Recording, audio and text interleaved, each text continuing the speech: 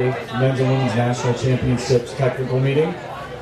For those of you who haven't been here yet, my name is Matt Wilson. I'm the championship referee this weekend. First off,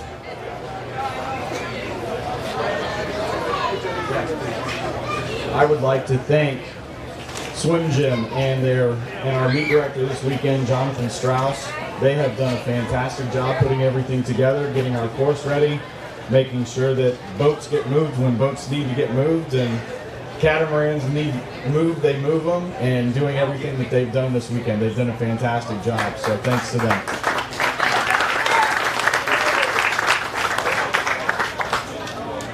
I would also like to thank Greg Cross, who has been our safety officer this weekend. I'm not sure if Greg is here. Greg, stand up, please.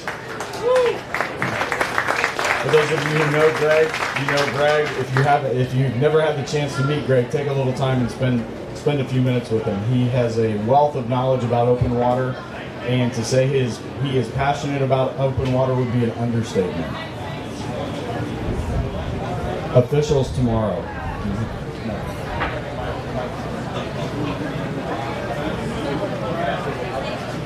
So as you know, we'll be running the men's and women's races concurrently tomorrow. So the referees for tomorrow, I will be the lead referee for the men's race. The other referees for the men's race will be Mark McCaw and Chip Kerrigan. The lead referee for the women's race will be Mike Murphy. The other referees for the women's race will be Pam Wilson and Sandy Drake. If you guys haven't met Bob Menk yet, Bob is the admin referee for this weekend. He and his assistant admins have done a fantastic job. If you have not been numbered yet and you want to do so, we will offer that up today when we're finished. If not, we will be here at 6:30 tomorrow morning. As we go through, it'll actually, 6 o'clock, 30 minutes earlier than we've been all week. That way we have plenty of time for you to get checked in or renumbered if need be.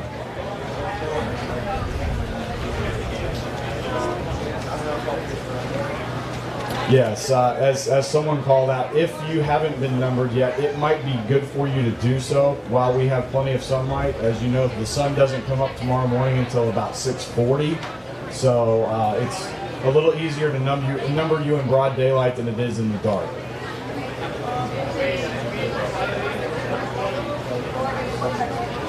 So we'll start off and talk about the gear and the apparel. As you know, you are allowed to wear a swimsuit that goes all the way down to your ankle. It cannot go past your neck. It cannot go past your shoulder. This is for the guys and the girls. When you come in tomorrow, you will bring your swimsuit with you when you check in. You're allowed 2 caps. You will also have timing chips on either wrist. Craft. We will have 4 referees' boats on the water. I believe we will also have a couple other safety boats on the water, but they will not be near the swimming line that you will be on. They will be there in the event of safety. As far as slipstreaming and drafting, remember, drafting is legal on other people. Drafting on boats is not, so please make sure you don't get behind our boats. Interference. Open water swimming, as we all know, or if you haven't learned yet, is a contact sport. There is contact. What we do not want is excessive contact and interfering with the progress of another swimmer. So please make sure you're not swimming over the back of another swimmer. You're not pulling on another swimmer's feet. You're not grabbing another swimmer's ankles. You're not grabbing another swimmer and pulling them by the shoulder and dumping them like you would in water polo. All those things will probably get you at least a yellow flag and potentially a red flag.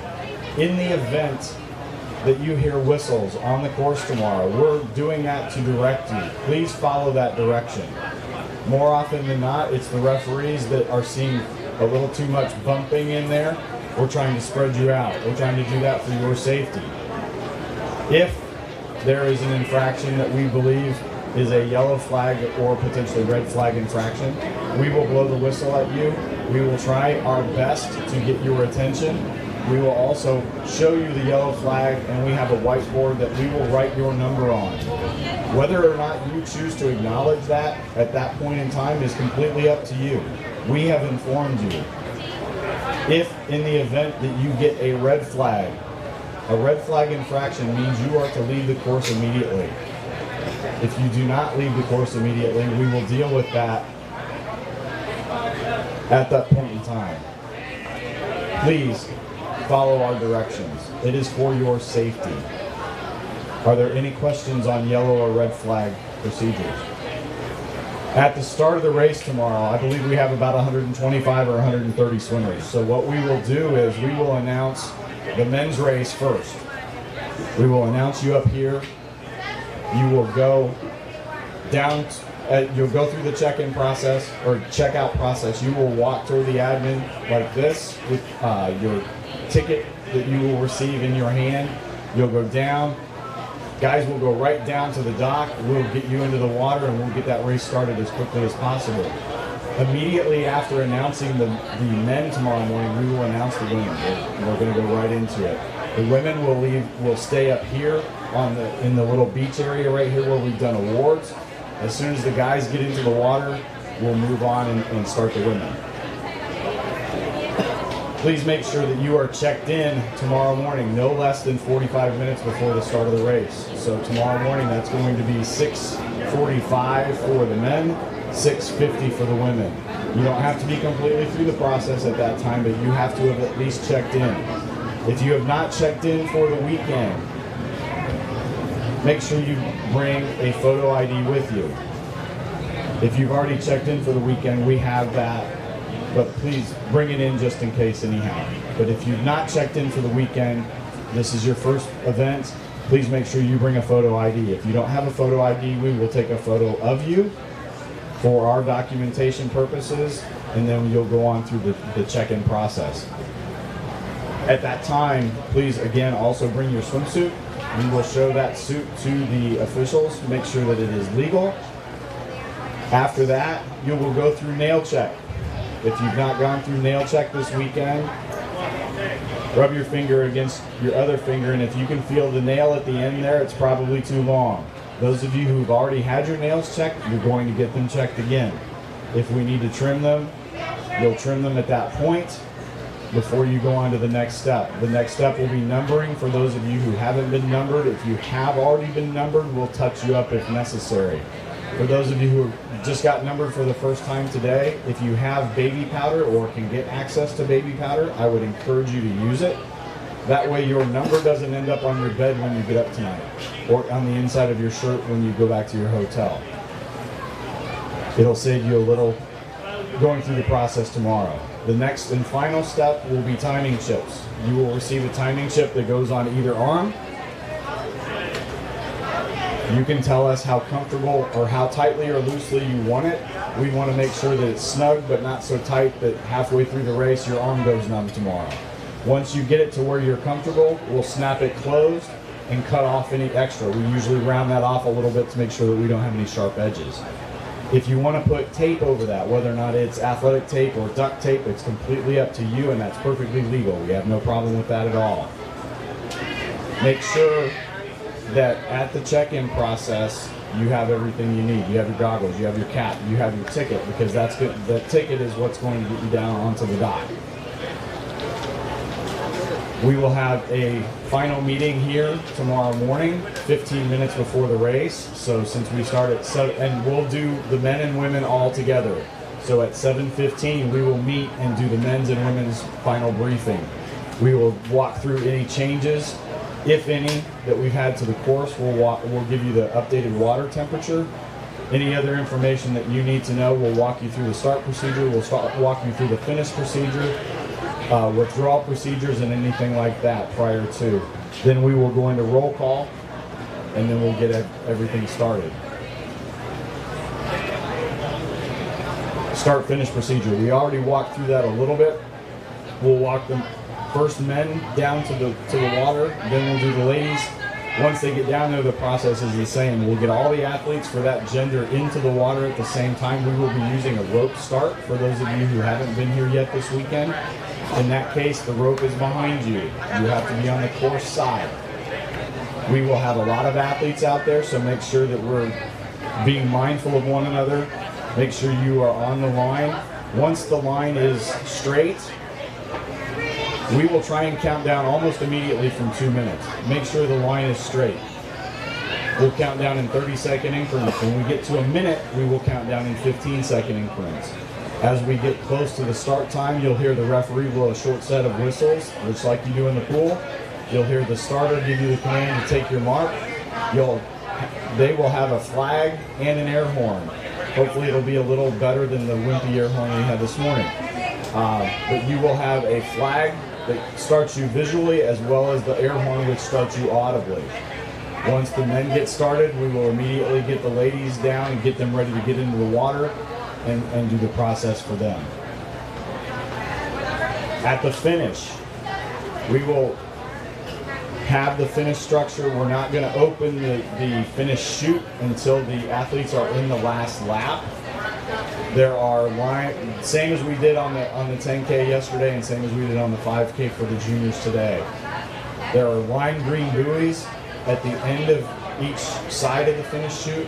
When we open it, make sure at the finish that you are going all the way through the finish chute. You cannot realize you're beyond the beginning of the chute, go under the lane line and then finish. You have to go back out to the beginning of the chute and go through. At the finish, you have not finished until you touch the pad on the structure. If for some reason you happen to touch the structure, the trusses, or any of the chrome work up there, you have not finished until you actually touch the pad. If for some reason you miss it, you have to go back and touch, and somebody happens to reach in and touch in front of you, they will place ahead of you. Can you go back to the course? The course. Most of you have probably been out on it already. There are 5 red buoys. Each of those buoys is a right shoulder turn.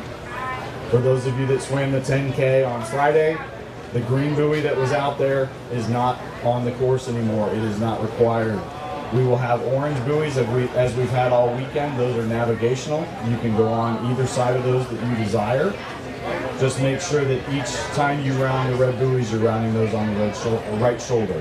If for some reason you miss one and you're instructed to go back, you need to make sure that you do that before you get to the next buoy, or that is a disqualification. Go back to the side. This is a picture of the course. Any of the buoys that are shown in yellow triangles here, it's the same course, just that the buoys are in red instead of yellow on the course.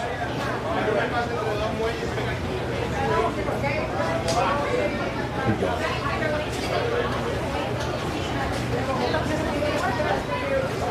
Good afternoon. I apologize to those of you who have already raced this weekend, but we need to go over some of the same information again. Once again, we will have Jeff and Mike announcing. Mike is the guy lurking over here behind the speaker. Mike will be on the boat tomorrow. You will be able to follow along on shore as well as on your device, phone, iPad. This monitor, this screen here will also be showing the live webcast, and you'll be able to listen in through there as well. The award ceremony will be done, as Matt mentioned, immediately following the races. We'll try to get those award ceremonies done as quickly and efficiently as we can. As soon as we get good, valid results, we'll get to the award ceremonies. Our timing guys have been doing a great job. Timing's been done by Atlantic Timing out of Atlanta, Georgia. They've done a great job for us and have gotten the results to us pretty efficiently after the races. Again, you'll be wearing the chips on your hands. If you have any questions, for those of you who have not raced before with timing chips on, please come and find us and let us know if you have any questions about it. Doping control, once again, I apologize, but I need to read this to you. This event is subject to testing under USADA and FINA rules. All athletes are subject to testing. All minors must have a rep with them. So if a swimmer is under 18 years old and is selected for doping control, we need to make sure that we have an adult with them as they're to head over to the doping control area. Again, if that happens to you, just let us know and we'll help facilitate that. NCAA NCAA doping control rules are different than the rules for this event. So please, if you have athletes that are on medication, please be sure you check with USADA through the website or the toll-free number and have those medications checked, and to make sure that none of the medications that are being used are prohibited. Again, any questions with that, please find any of us, and we'll help get that information to you. Any questions on any of that? All right, I'm going to ask Jonathan Strauss. Is he still around? All right. All right, guys, welcome to Miami. I hope you love the beautiful weather that I ordered for this weekend. I know you guys are excited to get swimming. I'm Jonathan Strauss. I've been doing events like this one for almost 15 years, since the day I got out of college. I swam at the University of Florida with Coach Greg Troy. None of you guys will get the honor to swim with him unless you become a big pro guy in the future. But he was awesome, and I'm sure your coaches are awesome too. Anyway, the temperature of the water all weekend has been between 79 and 81.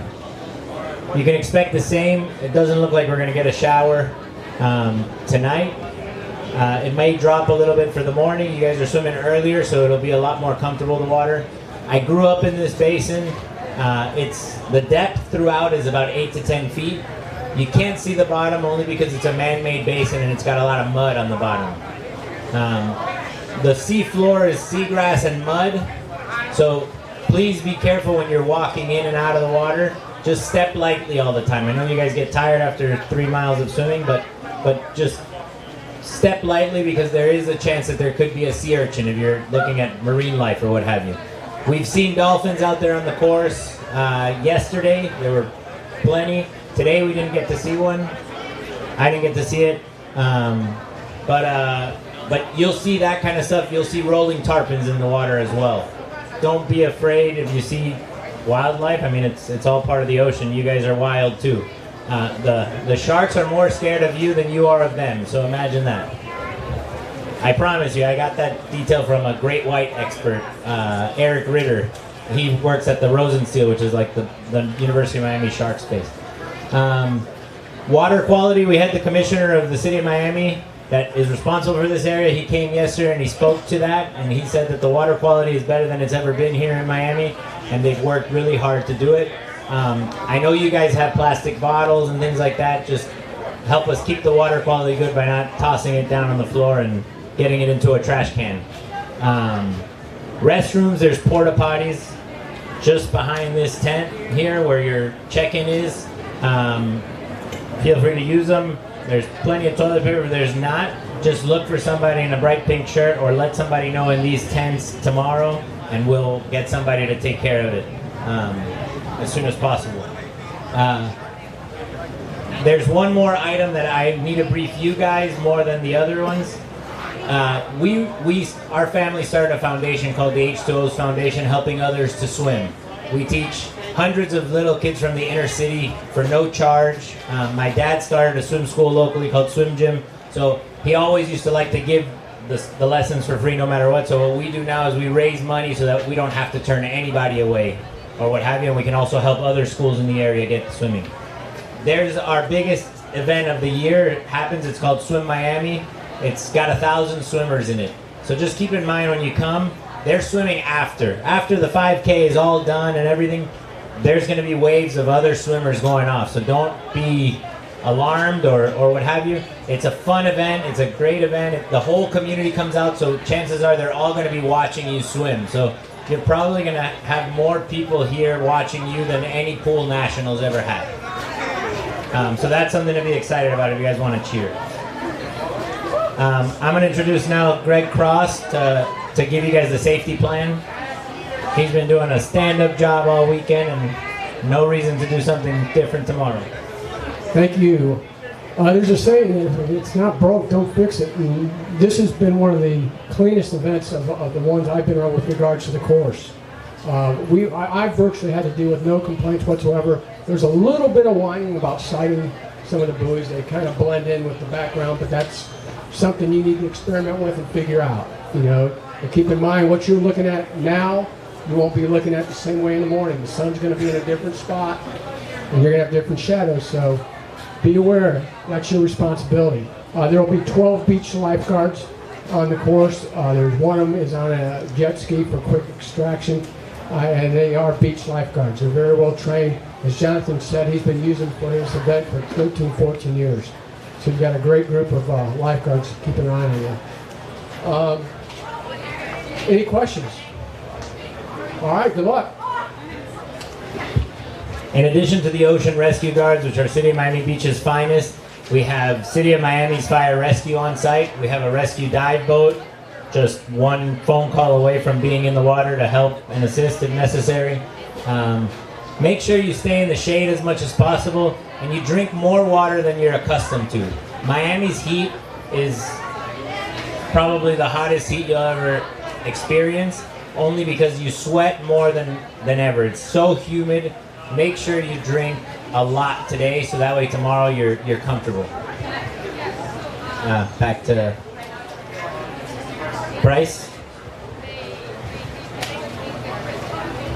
Hi everyone, just want to quickly go over the selections that are taking place this weekend. The 10K event that happened on Friday served as the selection for the national junior team, in addition to a few of the spots for the national team.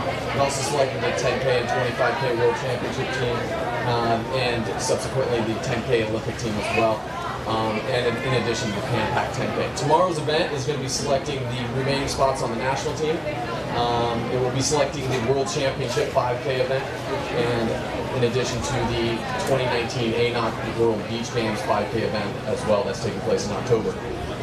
We will be going through the selection process. We've only offered it right now to the top 2 men, top 2 women from the 10K event, so we will be going through the rest of the selection process tomorrow immediately after the event. So if you are within the top 6 in either event, please feel free to find me and just ask if your athlete will be potentially selected. We are going to ask for athletes to officially accept or decline their position on teams before they leave Miami. If you have any questions, please find me after the meeting. Thank you. One other thing to cover at the start of the race, depending on how the tides are tomorrow morning and where you are on the rope, it may not be so deep that you can't stand. Remember, freestyle rules apply. You are allowed to stand, you are not allowed to push off the bottom, and you're not allowed to walk on the bottom. So if you're standing on the bottom at the beginning of the race, raise your feet and then start swimming. Pushing off, jumping forward, doing that dolphin thing to start the race could get you disqualified. And there's nothing like being disqualified on a 5K before you've even taken a stroke, so bear that in mind. Also, as you get into the finish area, depending on the tides, that especially as you get closer to shore, it will be shallow enough that you could potentially walk. Please don't walk. I would hate that you've swum 5K and then you get disqualified in the last 20 meters. Do we have any questions? If not, best of luck this weekend. Let's have 2 great races tomorrow, and we will see you tomorrow. Oh, yes, sorry. So do you need practice time for the event tomorrow? I'm sorry? Will the pool be open to warm up in tomorrow before the event? Yes. Okay, thank you. The question was, will the pool be open tomorrow morning? The answer to that is yes. Yes, we will start check-in at 6 o'clock. It has been on the announcement an hour before. We've been going 90 minutes before. We'll be here at 6. If there are no other questions, best of luck, and we will see you tomorrow morning. Thank you.